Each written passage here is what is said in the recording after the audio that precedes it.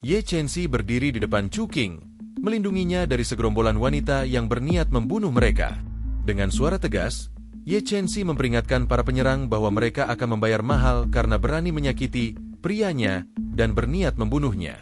Segerombolan wanita itu berlari menyerang, tetapi Ye Chenxi sudah siap dengan kuda-kudanya, bersiap untuk melawan.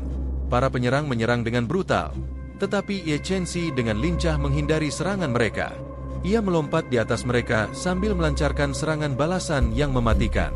Namun, Chu Qing tidak luput dari target penyerangan. Salah satu wanita dari gerombolan itu berlari menyerang Chu Qing dengan golok di tangannya. Dalam pikirannya, Chu Qing merasa diremehkan lagi. Ia mengumpulkan kekuatan di tangannya dan bersiap menyerang. Dengan satu pukulan tepat di perut, Chu Qing berhasil menjatuhkan wanita itu. Wanita itu terhempas ke jalan, tak berdaya setelah sekali pukulan dari Chu Qing. Sementara itu, Ye Chenxi masih bertahan, meski dikeroyok oleh segerombolan wanita yang menyerangnya. Melihat Ye Chenxi dalam kesulitan, Chu Qing mengambil golok dari wanita yang baru saja dikalahkannya dan berniat menolong Ye Chenxi. Chu Qing melesat dengan kekuatan penuh menuju Ye Chenxi yang sedang dikeroyok. Dengan gerakan cepat, ia berhasil menghempaskan semua penyerang yang mengeroyok Ye Chenxi.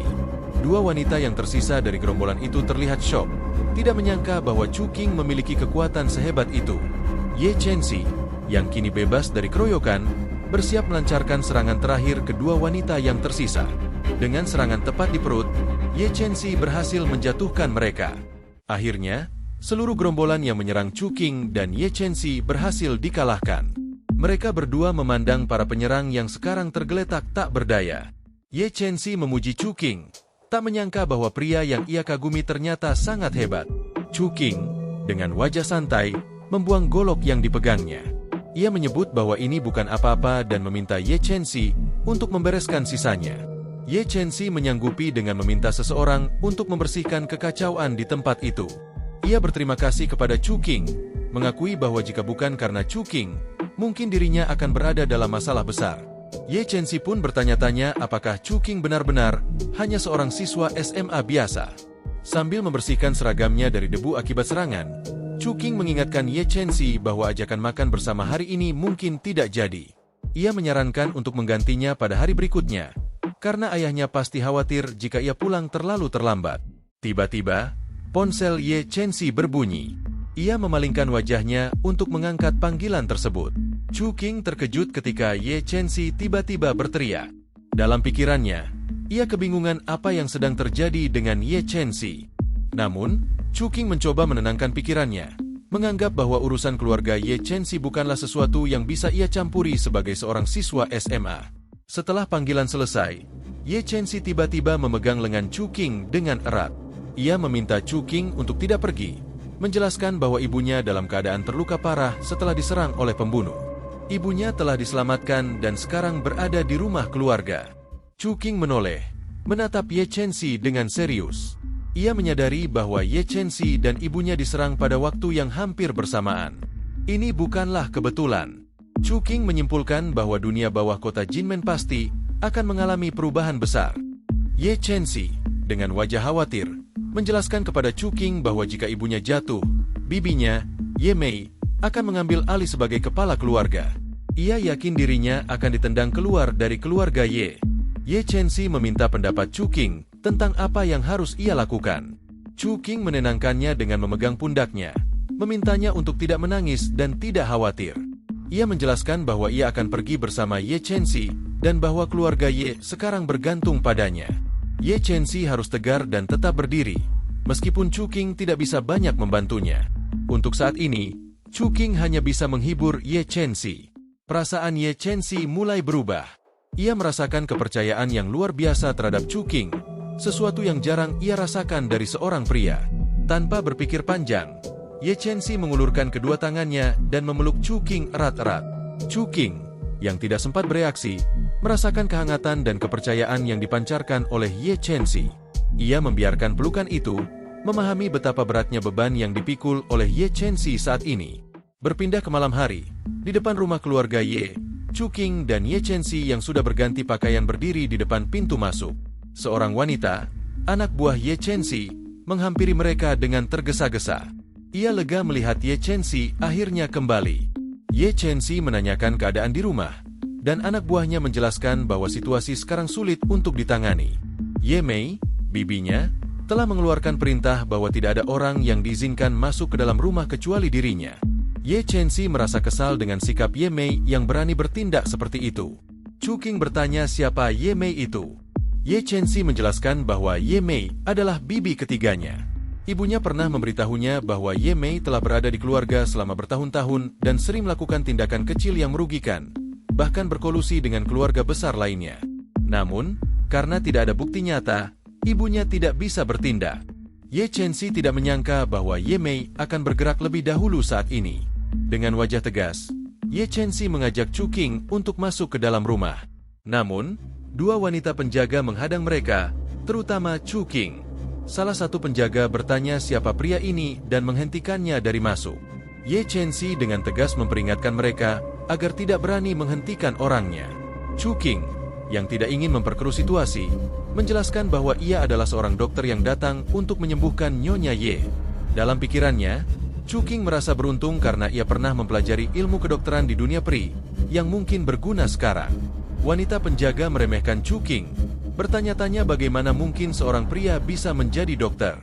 Chu Qing dengan tenang menjelaskan bahwa salah satu penjaga memiliki masalah pada sistem reproduksinya selama bertahun-tahun, sementara yang lain memiliki masalah ginjal yang mungkin terkait dengan latihan bela dirinya. Ia juga menyebutkan bahwa penjaga itu telah minum obat tradisional Cina, tetapi efeknya tidak terlalu baik. Mendengar ini, kedua wanita penjaga terkejut dan berkeringat, tidak menyangka bahwa Chu Qing bisa mengetahui kondisi mereka dengan tepat. Setelah saling bertatap pandang, kedua penjaga akhirnya mempersilakan Chu Qing dan Ye Chenxi untuk masuk. Namun, di halaman rumah, dua wanita lain menghadang mereka. Salah satunya adalah Ye Mei, yang mengenal Ye Chenxi. Ye Mei, yang berbaju hitam, menyapa Ye Chenxi dengan nada dingin, mengatakan bahwa ia kembali tepat waktu. Ye Mei, yang berbaju merah, adalah Ye Meier, anaknya. Ye Mei menganggap jika Ye Chenxi tidak kembali, ia tidak tahu apa yang akan terjadi. Ye Chenxi, dengan wajah marah dan aura yang mengintensifkan kemarahannya, menanyakan di mana ibunya karena ia ingin melihatnya. Ye Mei menegur Ye Chenxi karena tidak sopan, mengingatkan bahwa Ye Chenxi harus memanggilnya bibi ketiga.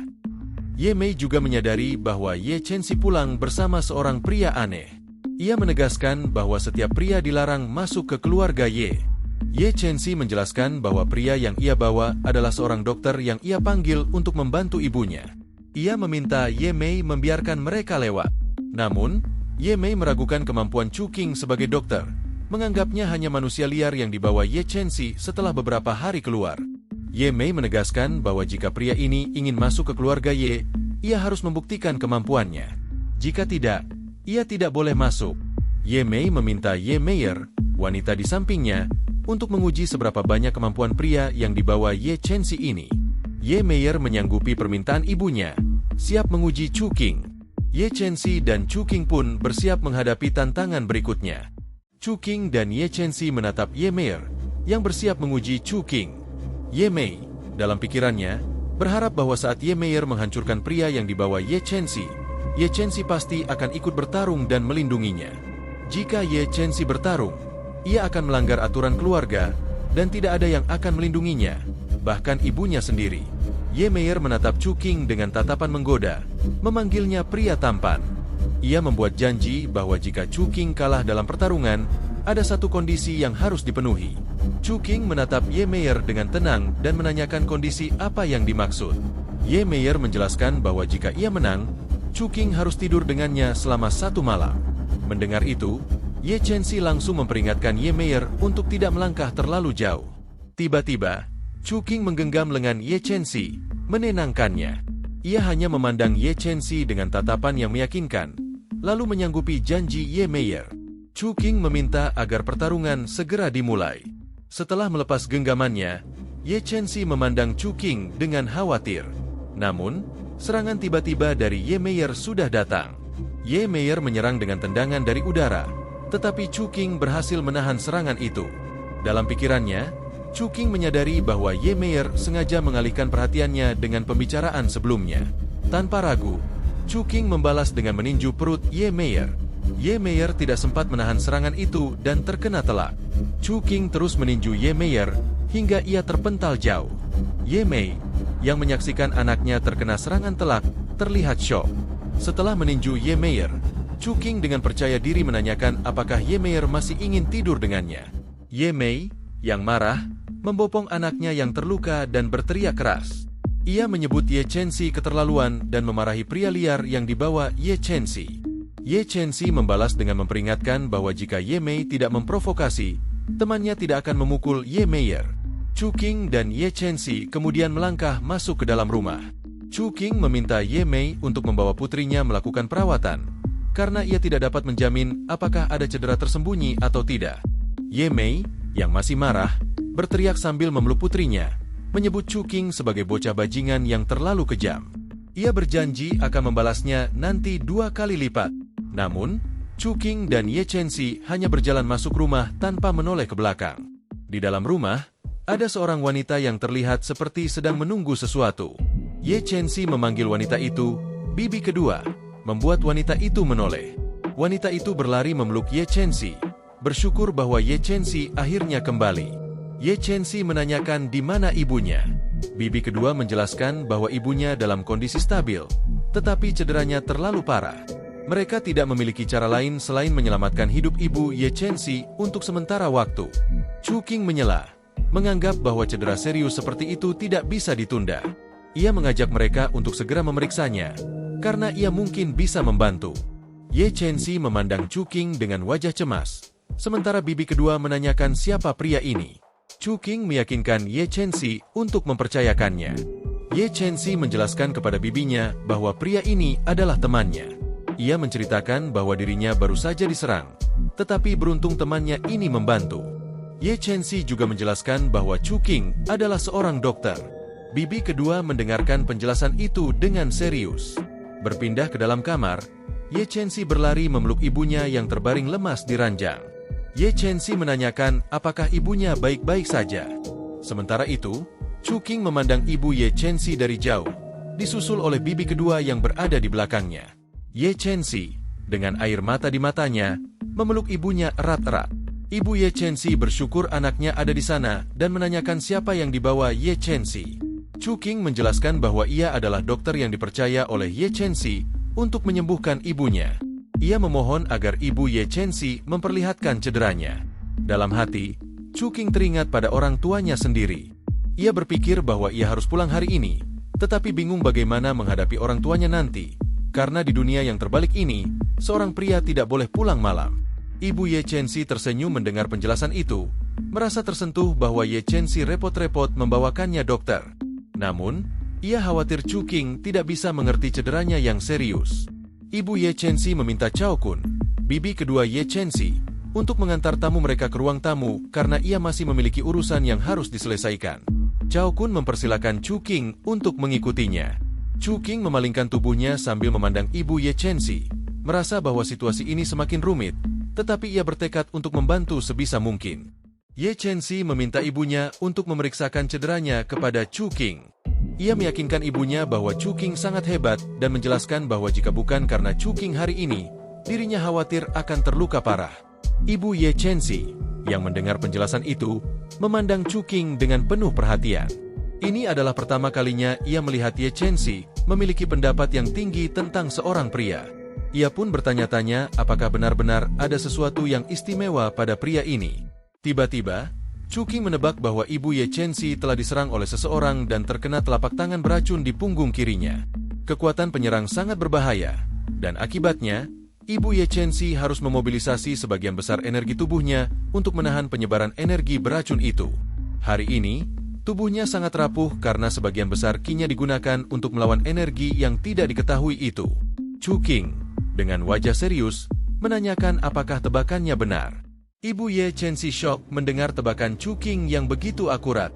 Ia meminta Ye Chenxi dan Chao Kun untuk keluar dari kamar sebentar, karena ia ingin berbicara dengan Chu Qing sendirian. Ye Chenxi terkejut, tetapi Chao Kun menarik tangannya dan membawanya keluar, memahami maksud ibu Ye Chenxi. Mereka berdua meninggalkan kamar, meninggalkan Chu Qing dan ibu Ye Chenxi sendirian. Di dalam kamar, ibu Ye Chenxi curiga terhadap Chu Qing. Dengan wajah murka, ia menanyakan apakah Chuking dikirim oleh keluarga Li dan apa tujuannya mendekati Ye Chenxi. Chuking dengan tenang menjawab bahwa ia bukan dari keluarga Li. Ia menjelaskan bahwa jika ibu Ye Chenxi ingin tahu tujuannya mendekati Ye Chenxi, ia bisa menanyakan langsung pada putrinya. Dengan wajah serius, Chuking menambahkan bahwa jika ia tidak menyelamatkan Ye Chenxi saat kecelakaan mobil hari ini, Ye Chenxi mungkin sudah tidak ada lagi. Ibu Ye Chenxi akhirnya mengerti dan percaya setelah mendengar penjelasan panjang lebar dari Chuking. Ia setuju untuk memperlihatkan cederanya kepada Chuking dan mulai membuka bajunya. Namun, ia memperingatkan Chuking bahwa jika ia berani melakukan sesuatu yang tidak pantas terhadap putrinya, ia akan memotong kepala Chuking. Chuking, yang syok melihat ibu Ye Chenxi tiba-tiba membuka bajunya, segera menutup pandangannya. Dalam pikirannya, ia berharap ibu Ye Chenxi tidak melepaskan pakaiannya tanpa memberi peringatan terlebih dahulu. Meskipun ia masih muda, ia tetap seorang pria. Setelah memastikan cedera ibu Ye Chenxi, Chuking kembali syok melihat betapa parahnya luka itu. Ibu Ye Chenxi berbalik badan, memperlihatkan cedera di punggung kirinya yang mulai menyebar. Chuking, dengan wajah berkeringat, menjelaskan bahwa penyerangnya menggunakan serangan beracun yang sangat korosif. Meskipun ibu Ye Chenxi berusaha menahan racun itu dengan kekuatannya, racun itu hanya akan menghancurkan organ dalamnya dan membuatnya membusuk dalam waktu 5 hari. Ibu Ye Chenxi mengangguk, seolah sudah menduga hal itu. Ia bertanya apakah Chuking bisa menyembuhkannya. Chuking memegang punggung kiri ibu Ye Chenxi dan mulai mencoba mengobati cederanya. Ia mengeluarkan kekuatannya, dan ibu Ye Chenxi merasakan energi itu membuatnya berkeringat. Setelah beberapa saat, Chuking melepas pegangannya dan berhasil menyerap sebagian racun dari cedera itu. Ia menggenggam racun itu dan memfokuskan kekuatannya untuk menahannya. Chuking menjelaskan bahwa dengan kemampuannya saat ini, ia hanya bisa melakukan ini untuk sementara waktu. Ia tidak berani mengeluarkan semua racun sekaligus, karena tidak tahu apa yang akan terjadi. Ibu Ye Chenxi, yang sudah memakai bajunya kembali, bertanya-tanya bagaimana Chuking bisa melakukan ini. Namun, ia segera melupakan pemikiran itu karena merasa jauh lebih baik sekarang. Dengan senyum, ibu Ye Chenxi bertanya bagaimana keluarga Ye harus berterima kasih padanya. Ia menanyakan apa yang Chuking inginkan. Chuking, dengan canggung, menjawab bahwa ia tidak menginginkan apa-apa.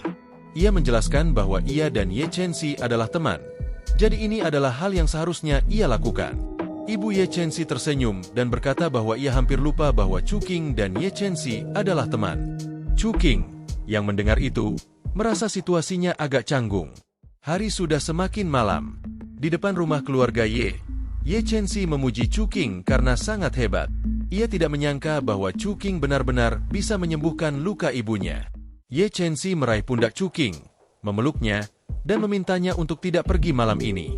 Ia berjanji akan memberinya hadiah. Namun, Chuking, yang sudah tahu maksud Ye Chenxi, segera melepas pelukan itu dan menolak hadiahnya.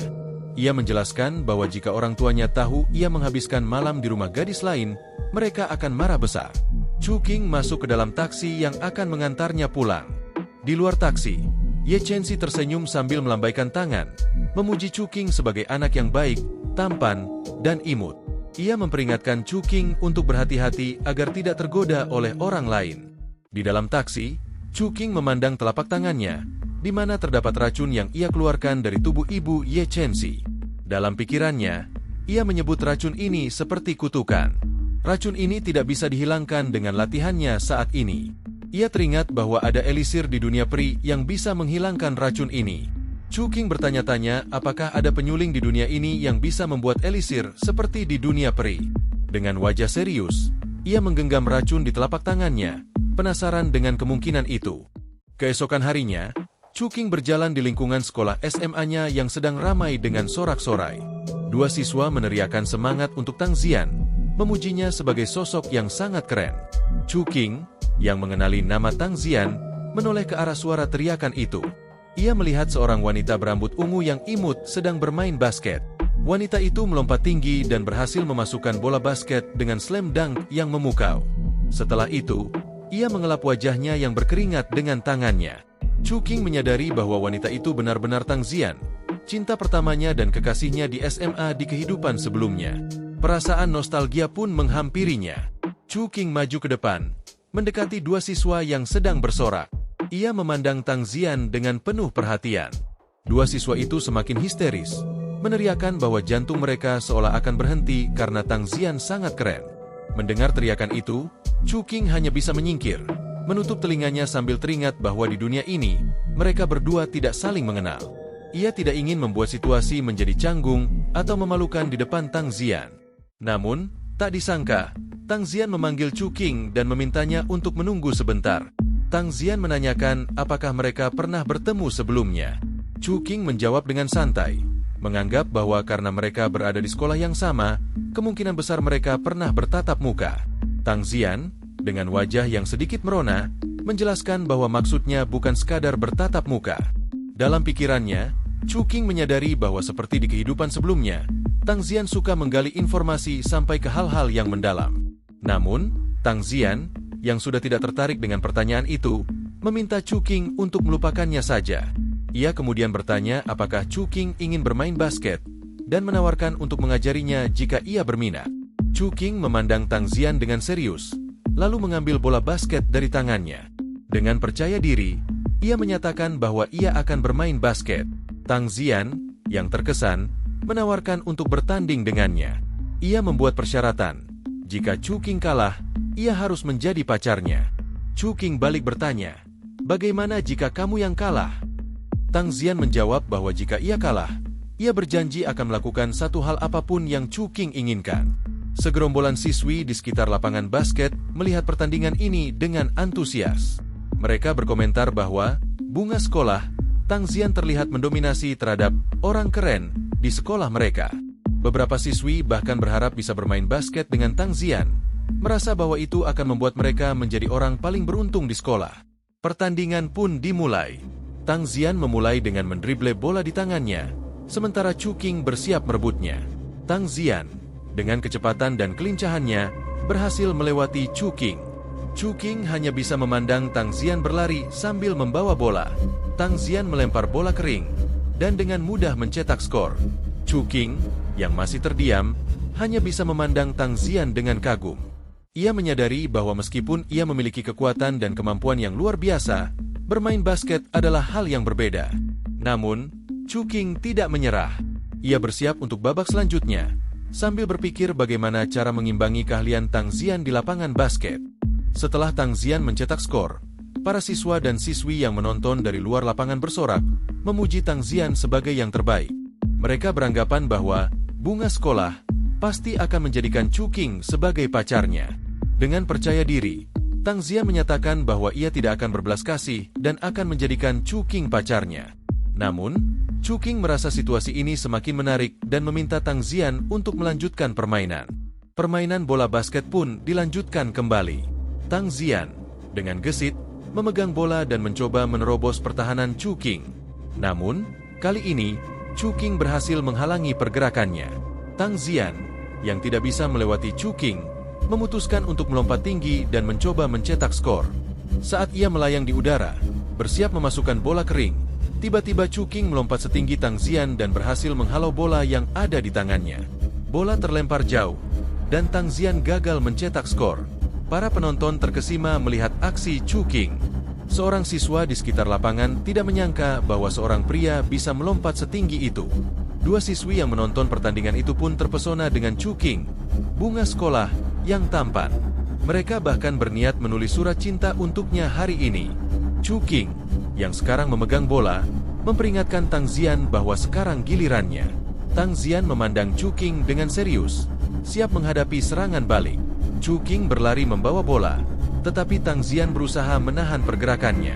Namun, Chu Qing melompat dengan tinggi melewati Tang Zian, membuatnya terkejut dan tidak sempat bereaksi. Chu Qing melompat begitu tinggi, hingga Tang Zian hanya bisa memandangnya dari bawah. Dengan lompatan yang spektakuler, Chu Qing berhasil memasukkan bola kering dengan mudah.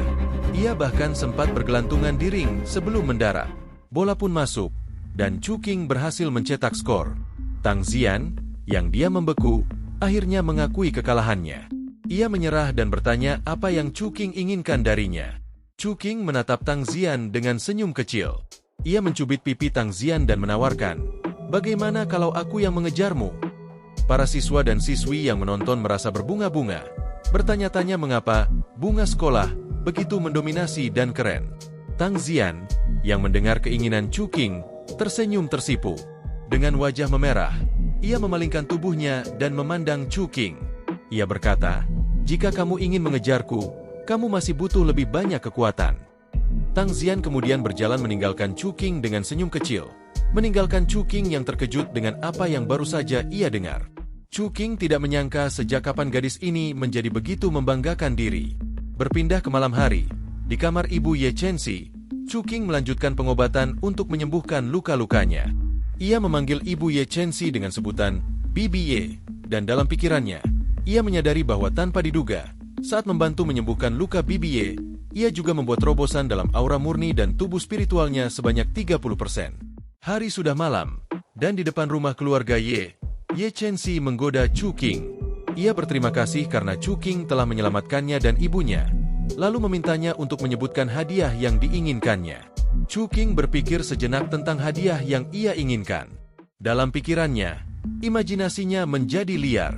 Ia membayangkan Ye Chenxi yang terlihat menggoda di atas ranjang, mengenakan seragam pelayan dengan wajah memerah, menunggu hukuman dari Chu Qing.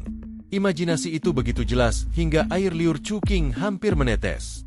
Ye Chenxi, yang memandang Chu Qing yang tiba-tiba senyum-senyum sendiri, bertanya untuk memastikan hadiah apa yang ia inginkan. Chu Qing, yang tersadar dari pikirannya, dengan wajah memerah, berjalan menjauh dari Ye Chenxi. Ia menyebut bahwa itu bukan apa-apa dan meminta izin untuk memikirkannya dulu tentang hadiah yang ia inginkan.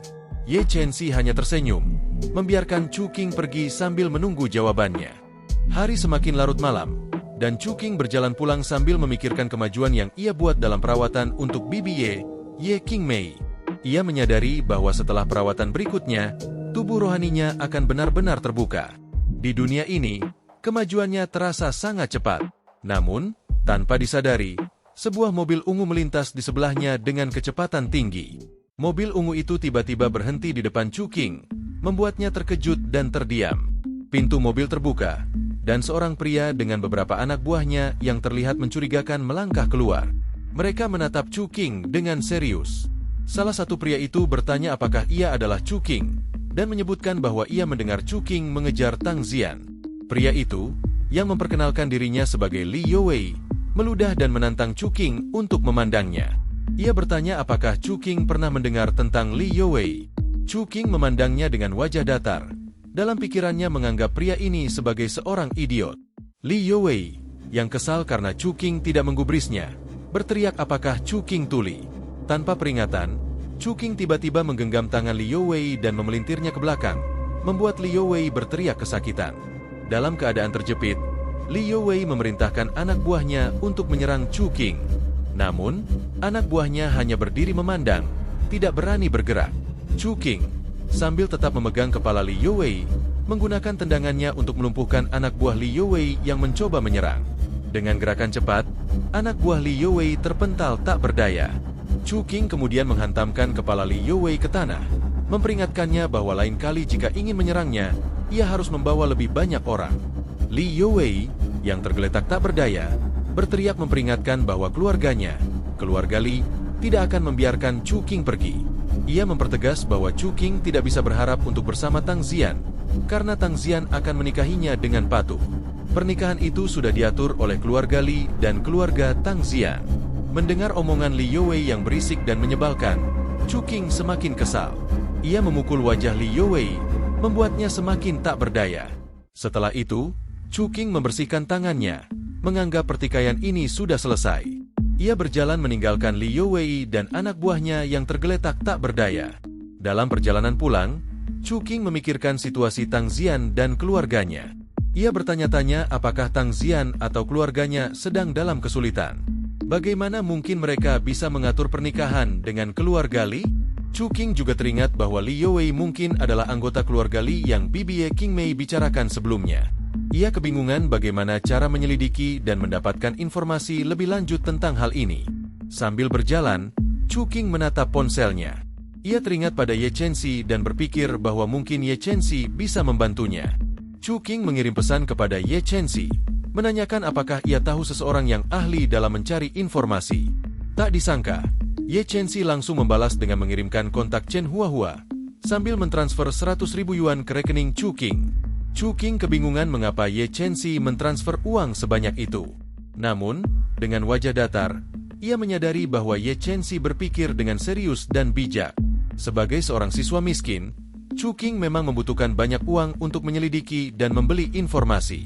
Ye Chenxi tampaknya memahami hal itu dengan baik. Chu Qing pun merasa bahwa langkah ini tepat, meskipun ia masih harus memikirkan cara terbaik untuk menggunakan uang dan informasi yang akan ia dapatkan.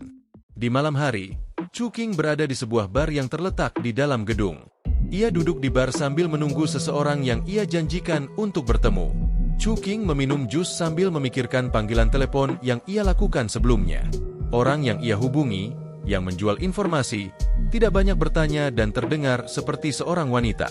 Chu Qing tidak yakin apakah orang ini bisa diandalkan. Tiba-tiba, seseorang memegang pundaknya dan menyapanya. Chu Qing menoleh ke belakang dan melihat seorang wanita bernama Chen Huahua, yang berusia 23 tahun. Chen Huahua melambaikan tangannya dengan ramah, menyapa Chu Qing yang terlihat sedikit terkejut. Chen Huahua mendekati Chu Qing sambil menggoda, memanggilnya adik, dan menanyakan informasi apa yang ia butuhkan. Chu Qing terkejut dan menanyakan apakah dia benar-benar Chen Huahua. Dalam pikirannya, Chu Qing menganggap Chen Huahua terlihat seperti seorang loli. Chen Huahua membenarkan bahwa itu memang namanya dan meminta Chu Qing memanggilnya Hua Er. Ia kemudian bertanya-tanya apa hubungan Chu Qing dengan Ye Chenxi. Mendengar pertanyaan itu, Chu Qing berkeringat dan meminum jusnya untuk menenangkan diri. Karena tidak mendapat respons, Chen Huahua melanjutkan dengan menggoda, menanyakan apakah Ye Chenxi bukan pacar Chu Qing. Ia bahkan mengajak Chu Qing untuk menjadi pacarnya. Chu Qing, yang sedang minum jus, tersedak dan terkejut mendengar hal itu. Ia batuk-batuk sambil mencoba menenangkan diri. Chu Qing kemudian mempertegas bahwa ia di sini untuk membeli informasi, bukan untuk bercanda. Ia menanyakan apakah Chen Huahua tahu tentang keluarga Tang Zian. Chen Huahua, yang awalnya tidak percaya, menjadi bersemangat. Ia menanyakan apakah Tang Zian yang Chu Qing tembak secara terang-terangan di lapangan basket. Chen Huahua tertarik dan bertanya apakah Tang Zian adalah pacar Chu Qing. Chu Qing dengan tegas menjawab tidak. Chen Huahua, dengan wajah memerah, memegang pipi Chu Qing dan menggoda apakah dirinya bisa mengejar Chu Qing. Chu Qing memintanya untuk serius dan mengancam akan mencari orang lain jika Chen Huahua tidak bisa memberikan informasi yang ia butuhkan. Chen Huahua kesal dan memalingkan mukanya, menganggap Chu Qing tidak bisa diajak bercanda. Chen Huahua kemudian membuka ponselnya dan menjelaskan bahwa keluarga Tang, di mana Tang Zian berada, adalah keluarga komersial besar dengan perusahaan sebagai badan utama. Banyak perusahaan besar di kota ini milik mereka. Namun, baru-baru ini, Chen Huahua mendengar bahwa ada beberapa masalah dalam rantai industri keluarga Tang, sehingga situasi ekonomi mereka tidak terlalu baik. Keluarga Li adalah keluarga yang mengusulkan pernikahan dengan keluarga Tang. Chen Huahua menjelaskan bahwa dengan menikahkan Li Youwei dengan Tang Zian, yang merupakan pewaris keluarga Tang, keluarga Li akan memberikan bantuan kepada keluarga Tang. Mendengar informasi itu, Chu Qing dalam pikirannya terkejut. Ia tidak menyangka bahwa keluarga Tang Zian memiliki latar belakang yang begitu besar. Di kehidupan sebelumnya, Tang Zian tidak pernah menyebutkan hal ini. Chu Qing bertanya-tanya apakah Tang Zian sengaja tidak memberitahunya untuk menghindari tekanan. Setelah selesai memberikan informasi yang diminta, Chen Huahua bertanya apakah itu saja yang ingin Chu Qing ketahui. Chu Qing memegang dagunya, memikirkan pertanyaan selanjutnya. Ia kemudian bertanya tentang alkimia. Dalam pikirannya, ia tahu ada keluarga seni bela diri kuno di dunia ini, dan ia bertanya-tanya apakah alkimia juga termasuk di dalamnya. Chen Huahua menjawab bahwa keluarga Tang, yang baru saja Chu Qing tanyakan, adalah keluarga alkimia yang berspesialisasi dalam membuat elisir dan obat-obatan. Chu Qing, dengan wajah datar, tidak menyangka bahwa di dunia ini ada keluarga alkimia. Ia meminta Chen Huahua untuk memberitahunya lebih banyak informasi tentang hal ini. Chen Huahua, yang mendengar permintaan Chu Qing, mempertimbangkan untuk memberikan informasi lebih lanjut, tergantung pada kondisi yang Chu Qing tetapkan. Dengan wajah tertarik, Chen Huahua kembali menggoda Chu Qing, memandangnya sambil memanggilnya adik kecil tampan. Chu Qing, yang merasa sedikit tidak nyaman, mencoba tetap fokus pada tujuan utamanya, mendapatkan informasi yang ia butuhkan. Chu Qing, yang wajahnya mulai memerah karena malu, meminta Chen Huahua untuk berhenti menggodanya. Chen Huahua hanya tertawa melihat reaksi Chu Qing dan akhirnya mengiyakan, berjanji akan berhenti menggodanya. Setelah itu, Chen Huahua kembali memberikan informasi kepada Chu Qing. Ia menjelaskan bahwa ada dua jenis alkimia yang ia ketahui. Yang pertama adalah alkimia biasa, di mana para alkemis menggunakan kekuatan internal yang luar biasa untuk memperbaiki elisir. Ini adalah jenis alkimia yang digunakan oleh keluarga Tang. Chen Huahua kemudian menjelaskan bahwa ada jenis alkimia kedua yang menggunakan kekuatan spiritual misterius. Namun, ia mengaku tidak mengerti secara spesifik tentang jenis alkimia ini. Chu Qing terkejut mendengar tentang alkimia yang kedua, terutama terkait dengan kekuatan spiritual. Ia bertanya-tanya apakah di dunia ini ada orang yang memiliki kemampuan serupa dengannya. Setelah memberikan informasi, Chen Huahua berjalan meninggalkan Chu Qing, menyebut bahwa dua informasi itu sudah dijual dengan total 100.000 yuan. Ia juga memberikan potongan 20% kepada Chu Qing karena menganggapnya tampan. Namun, Chu Qing masih memiliki pertanyaan lain. Ia bertanya apakah ada informasi tentang transaksi rahasia, seperti bahan obat dan sejenisnya. Chen Huahua menoleh, mendengarkan pertanyaan itu dengan seksama. Chen Huahua kemudian menggoda Chu Qing lagi, memberikan syarat bahwa ia akan menjawab pertanyaan itu jika Chu Qing menemaninya untuk makan malam. Chu Qing, yang tidak punya pilihan lain, akhirnya setuju. Berpindah keluar, Chu Qing berjalan mengikuti Chen Huahua dari belakang dengan wajah bahagia. Mereka menuju lapak sate daging babi di pinggir jalan. Seorang pelayan pria menghampiri Chen Huahua, mengenalinya sebagai pelanggan tetap. Ia menawarkan apa yang ingin Chen Huahua makan hari ini. Chen Huahua memesan 20 tusuk sate babi dengan tambahan 4 gelas bir dingin. Chu Qing hanya melongo mendengar pesanan itu. Dalam pikirannya, Chu Qing memperkirakan bahwa wanita di dunia ini juga suka makan sate babi dengan porsi yang besar seperti ini. Ia baru menyadari bahwa keadaan sekitar memang seperti itu. Ternyata, sudah umum bagi wanita untuk memesan dalam jumlah besar, karena pembeli wanita di sekitarnya bahkan lebih banyak. Chu Qing menutup muka, menyadari bahwa ia benar-benar berada di dunia yang terbalik dari dunia aslinya. Chen Huahua memandangnya dengan kebingungan, bertanya-tanya apa yang sedang dipikirkan Chu Qing. Waktu berlalu, dan malam semakin larut. Chen Huahua, yang sudah terlalu banyak minum bir, menjadi mabuk. Ia bersandar dan berpegangan pada lengan Chu Qing, duduk mepet dengannya karena tidak kuat menahan mabuknya. Tak terduga, Chen Huahua yang sedang mabuk mulai menangis dan berteriak, mengungkapkan bahwa pria yang ia sukai menolaknya karena menganggapnya miskin. Ia menambahkan bahwa dirinya sudah menyukai pria itu selama bertahun-tahun. Chu Qing hanya menyimak dengan wajah berkeringat, tidak tahu harus berbuat apa. Tangisan Chen Huahua semakin terseduh-seduh.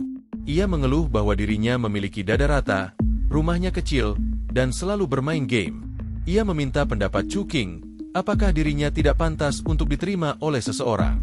Chu Qing, dengan wajah datar, menjawab bahwa itu tidak benar. Chen Huahua, yang dari tadi memegangi lengan Chu Qing dengan erat, tiba-tiba menanyakan apakah Chu Qing, dengan keadaannya seperti itu, akan menyukainya. Ia menanyakan hal itu dengan wajah memerah. Namun, karena hari semakin larut dan Chen Huahua sudah terlalu mabuk, ia akhirnya teler. Chu Qing, yang tidak punya pilihan lain, menggendong Chen Huahua pulang. Ia mengingatkannya agar tidak minum terlalu banyak, karena ini adalah akibatnya. Sesampainya di rumah Chen Huahua, Chu Qing terdiam di depan pintu dan terkejut melihat barang-barang di dalamnya berantakan.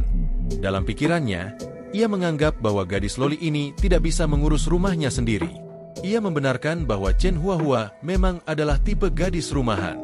Malam semakin larut, dan Chu Qing membaringkan Chen Huahua di ranjang tempat tidurnya.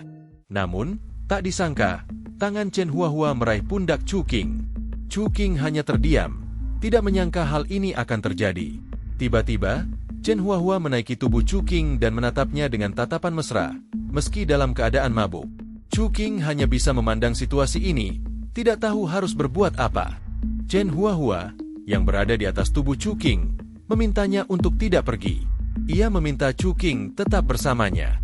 Chu Qing, yang tidak ingin membuat situasi semakin rumit, hanya bisa mengiyakan permintaan itu, meyakinkan Chen Huahua bahwa ia tidak akan pergi.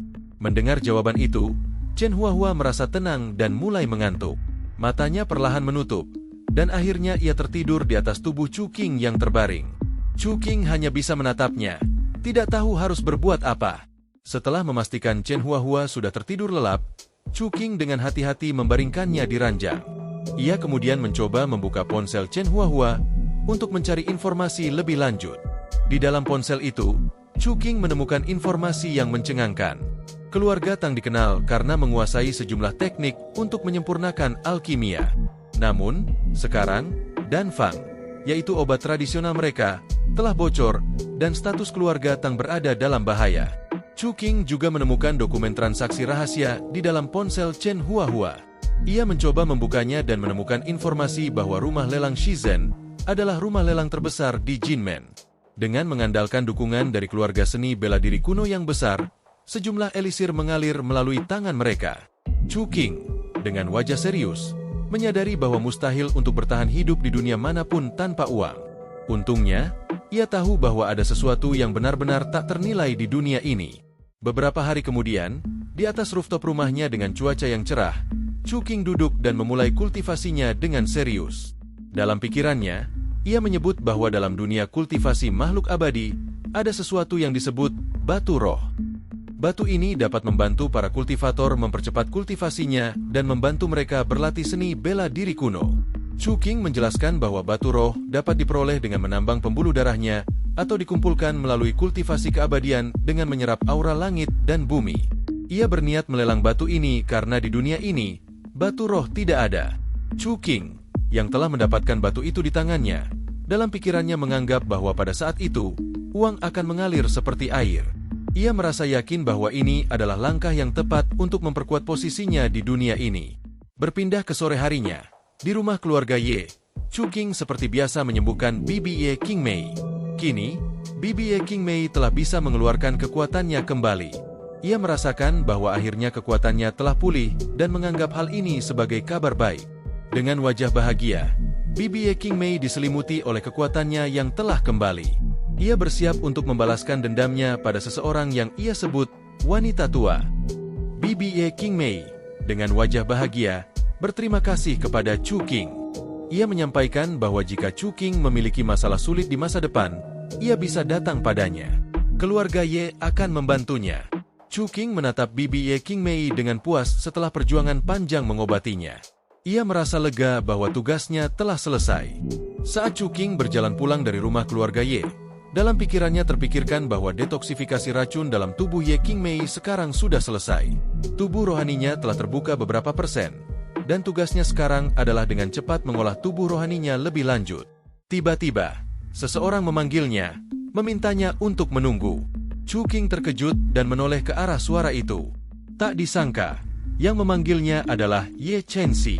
Ia berlari mendekati Chu Qing dan, tanpa peringatan, bersiap untuk menciumnya. Chu Qing hanya bisa terdiam, tidak menyangka hal ini akan terjadi. Ye Chenxi mencium Chu Qing, dan Chu Qing terdiam, memandangi Ye Chenxi dengan perasaan campur aduk. Ia tidak tahu harus bereaksi bagaimana, tetapi satu hal yang pasti, hidupnya di dunia yang terbalik ini semakin rumit dan penuh kejutan.